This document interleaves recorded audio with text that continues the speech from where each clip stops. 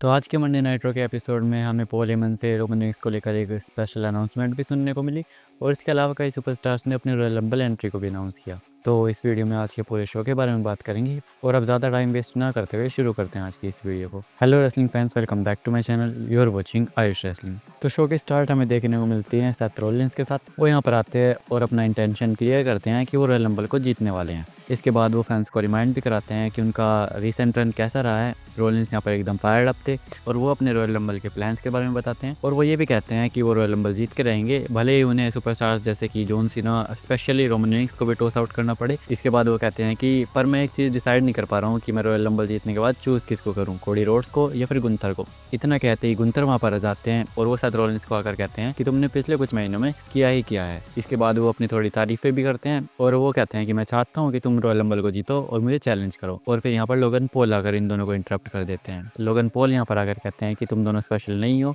और वो कहते हैं कि नेटफ्लिक्स एरा में कंपनी को एक नया फेस चाहिए जो कि मैं हूँ। लोगन पॉल यहाँ पर अपनी रॉयल रंबल एंट्री को भी अनाउंस करते हैं और इसी के साथ वो ये भी कहते हैं कि मैं कोडी रोड्स को भी चूज कर सकता हूँ रेसलमेनिया में अपने ओपोनेंट के रूप में। फिर गुंथर यहाँ पर हंसते हैं और वो लोगन पॉल से कहते हैं कि अब मैं चाहता हूँ कि तुम रॉयल रंबल को जीतो और मुझे चैलेंज करो। और सेथ रॉलिंस को भी ये चीज़ फनी लग रही थी, तो वो एक सेकंड के लिए तो ऐसा लगता है कि गुंथर के साथ मिलकर लोगन पॉल के इंसल्ट करने वाले हैं, लेकिन इन द एंड उन्होंने गुंथर के ही इंसल्ट यहाँ पे कर दी और फिर वहाँ से चले गए। तो शो की स्टार्टिंग में हमें एक बढ़िया सेगमेंट देखने को मिला। इसके बाद बैक स्टेज हमें देखने को मिलता है कि सीएम पंक का इंटरव्यू चल रहा था। फिर यहाँ पर सैमी ज़ेन आ जाते हैं और वो सीएम पंक से कहते हैं कि जो भी चीज़ें तुमने लास्ट वीक मेरे बारे में कही वो मुझे बिल्कुल पसंद नहीं आई। और वो जाते जाते ये कहते हैं कि तुमने लास्ट वीक कहा था कि हम दोनों सेम लेवल पे नहीं है, तो हाँ तुम बिल्कुल ठीक हो क्योंकि हम में से एक ने रेसलमेनिया को मेन इवेंट किया है। क्या एकदम सैवेज पॉइंट हमारा है सैमी ज़ेन ने यहाँ पर। इसके बाद वो यहाँ से जा रहे होते हैं तो कैरियन क्रॉस ने रास्ते में टकराते हैं और वो सैमी से कहते हैं कि तुम अपनी पूरी पोटेंशियल पर वर्क नहीं कर पा रहे हो। इसके बाद वो ये भी कहते हैं कि तुम्हें अपने फ्रेंड्स जैसे कि सेथ रॉलिंस और केविन ओवेंस की सुननी चाहिए और ये माइंड गेम्स खेलकर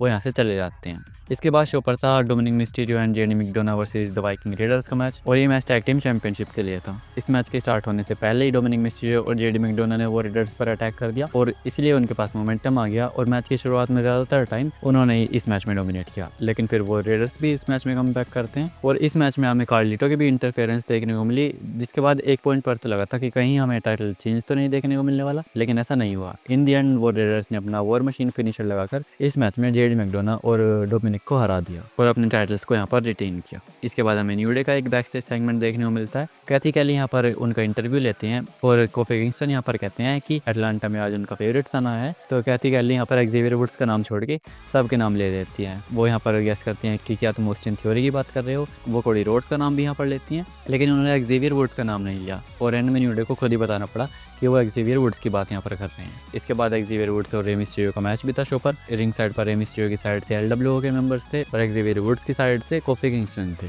ये भी एक ठीक ठाक सा मैच था और इस मैच के दौरान एक सरप्राइजिंग चीज़ जो हमें देखने को मिली वो ये थी कि एक्जेवियर वुड्स के फैमिली मेंबर्स रिंग साइड पर ही बैठे थे और वो न्यू डे सक्स के टी शर्ट पहन कर आए थे और यही डिस्ट्रैक्शन काफ़ी थी एक्जेवियर वुड्स के लिए और इन दी एंड रे मिस्टीरियो ने इस मैच में अपना फिनिशर लगाकर एक्जेवियर वुड्स को हरा दिया।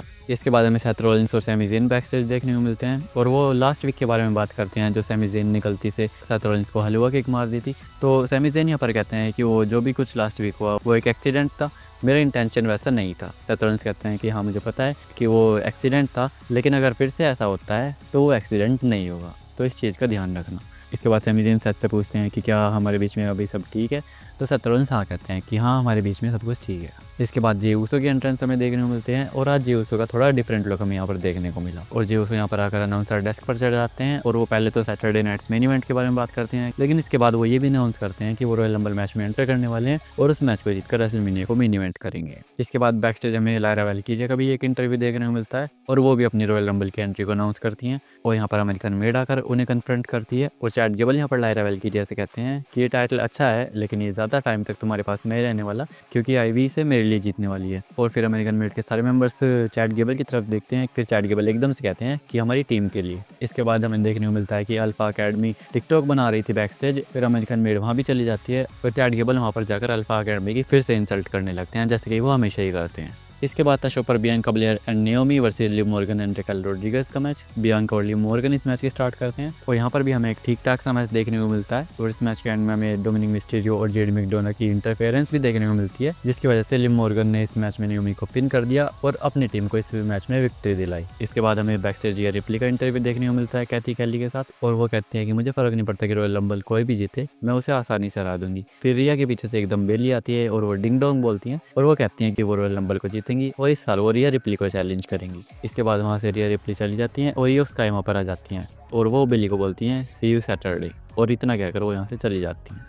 इसके बाद हमें पेंटा का भी एक प्रोमो देखने को मिलता है और वो यहाँ पर अपने डब्ल्यूडब्ल्यूई में फ्यूचर प्लान्स के बारे में बात करते हैं और वो यहाँ पर एकदम कॉन्फिडेंट दिखाई दे रहे हैं। इसके बाद हमें शो पर पॉल हेमन देखने को मिलते हैं और वो यहाँ पर आकर पहले तो रोमन रेंस की बहुत ज़्यादा तारीफ करते हैं और फिर वो बताते हैं कि रोमन रेंस 2K25 के कवर पे होने वाले हैं। यहाँ पर एक बड़ा सा पोस्टर भी हमें देखने को मिला जो कि ऊपर से गिरता है जिसपे 2K25 का कवर था। फिर पॉल हेमन यहाँ से जा ही रहे थे लेकिन ड्रू मैकिंटायर का थीम सॉन्ग यहाँ पर एकदम से हिट हो जाता है और वो यहाँ पर आकर कहते हैं कि ब्लड लाइन और रोमन रेंस के साथ जो कुछ भी है वो सब कुछ मेरी वजह से है और मैं ब्लड लाइन का डैड हूँ। और वो ये भी कहते हैं कि अगर मैंने ब्रोक लेसनर को ना हराया होता तो ब्रोक लेसनर तुम्हें फायर नहीं करता और तुम रोमन रेंस के साथ अलाइन नहीं होते और इसलिए तुम्हें मेरा थैंक्स करना चाहिए। और उसके बाद वो रॉयल रंबल की भी बात करते हैं और उसके बाद वो ये भी कहते हैं कि वो रॉयल रंबल में पॉल हेमन के बॉय को देख लेंगे। तो पॉल हेमन यहाँ पर कहते हैं कि मैं तुम्हारा मैसेज ट्राइबल चीफ को डिलीवर कर दूंगा। जिसके बाद पॉल हेमन यहाँ से चलते हैं लेकिन ड्रू मैकिंटायर उन्हें रोकते हैं और वो कहते हैं कि मैं रोमन रेंस की बात नहीं कर रहा था, मैं बात कर रहा था तुम्हारे बॉय CM पंक की। और ये सुनकर पॉल हेमन के फेस पर थोड़ी टेंशन देखने को मिलती है और इसके बाद वो वहाँ से चले जाते हैं।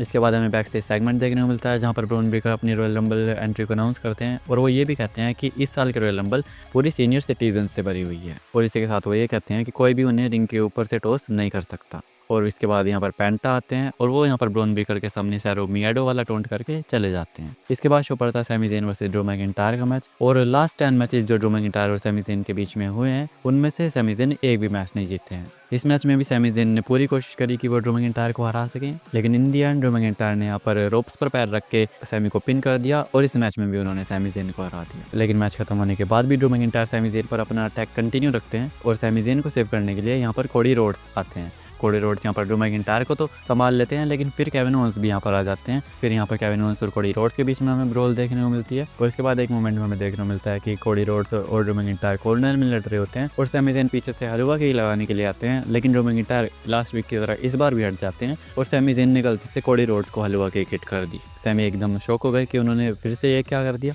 और ड्रू मैकिंटायर और केविन ओवेंस यहाँ पर स्माइल करके रिंग से चले जाते हैं अलग अलग। इसके बाद कोडी रोड्स उठते हैं और वो कहते हैं कि सैटरडे के लैडर मैच के लिए वो पूरी तरह से तैयार हैं लेकिन यहाँ पर CM पंक आकर उन्हें इंटरप्ट करते हैं। CM पंक यहाँ पर आकर कोडी रोड्स से पूछते हैं कि क्या वो ठीक है और वो ये भी कहते हैं कि जब मैं चैंप था तो मेरे साथ भी ये सब चीज़ें हो रही थी और मैं भी अपने फ्रेंड्स को लूज़ कर रहा था जैसे कि तुम कर रहे हो। इसके बाद कोडी कहते हैं कि हाँ तुम ठीक हो, शायद मैं अपने फ्रेंड्स को लूज़ कर रहा हूँ लेकिन क्या तुम मेरे फ्रेंड हो? तो CM पंक बोलते हैं हाँ हम फ्रेंड्स हैं। इसके बाद कोडी CM पंक से कहते हैं कि लास्ट ईयर तुमने एक प्रेडिक्शन की थी। इसके बाद कोडी यहाँ पर पूछते हैं कि अब नेक्स्ट क्या है। तो पंक कहते हैं कि शॉर्ट टर्म में कोडी अपनी करियर के बिगेस्ट मैच के लिए हेड करने वाले हैं और अगर वो जीत जाते हैं तो उसके बाद की जो होगी वो बहुत ही बड़ी होगी। CM पंक यहाँ पर कहते हैं कि कोई रॉयल रंबल को जीतने वाला है और वो कोडी के टाइटल के लिए आने वाला है और वो कोई मैं हूँ। पंक इसके बाद ये भी कहते हैं कि और सब लोग तुम्हें बैक में स्टैप कर रहे हैं लेकिन मैं तुम्हें फ्रंट से स्टैप करूंगा। इसके बाद कोडी रोड्स कहते हैं कि पहले सभी लोग CM पंक को चेज किया करते थे क्योंकि वो एक बिग स्टार थे और वो ये भी कहते हैं कि सभी के साथ मैं भी तुम्हें चेज किया करता था लेकिन अब तुम मुझे चेज कर रहे हो। और इसके बाद वो ये भी कहते हैं the best in the world is not the best in the world any more